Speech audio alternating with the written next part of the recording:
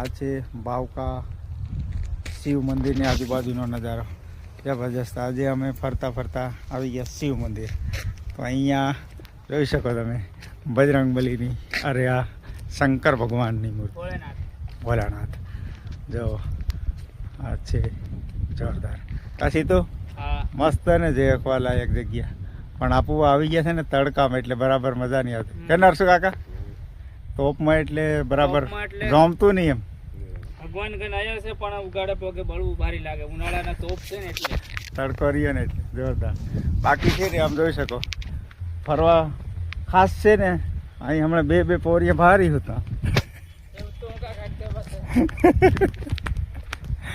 જોરદાર જગ્યા કેવી છે તું?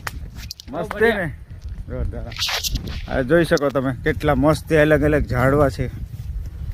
આ બાજુ દેખાય આપણે શિવ મંદિર, અહીંયા જોઈ શકો. આ છે પૌરાણિક શિવ મંદિર, એટલે બહુ વર્ષો જૂનું. બાકી છે ને આ ઝાડ છે આમ લીલા સમ, પણ સાયા નહીં મેં તોપ લાગે.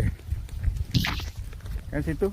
હા તોપ લાગે. અમુક ગયેલા દાહોદ ગાડીના કાગળિયાના કામથી, પણ વળી ગયા બાવકા મંદિરે ફરવા.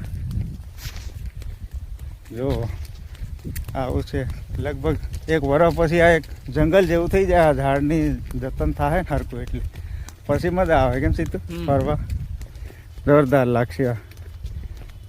આ જો અહીંયા પાણી જ મળે નહીં, ના સૂકી ગઈ મહેંદી. પાણી તો આખું તળાવ ભરી ગયું, પણ પીવાડો વાળો જોઈને પાઇપલાઇન અંધેરી. જોરદાર. બાકી શું સીધું મજા આવે ને? બારી મજા આવે. એક તોપ એટલો નડી રહ્યો. બસ લાઈક, શેર અને કમેન્ટ કરજો. અને ફેસબુકમાં જોતા હોય તો ફોલો કરજો, યુટ્યુબમાં જોતા હોય તો સબસ્ક્રાઈબ કરજો. બાકી જોઈ શકો અહીંયા છે ને બેસવા માટેનું આ મસ્ત એની જગ્યા છે. આ છે ને સિટીવાળા વધારાનો ઉપયોગ કરે, આપણા ગામડાવાળા ખાસ દાહોદી અહીં બહુ આવે.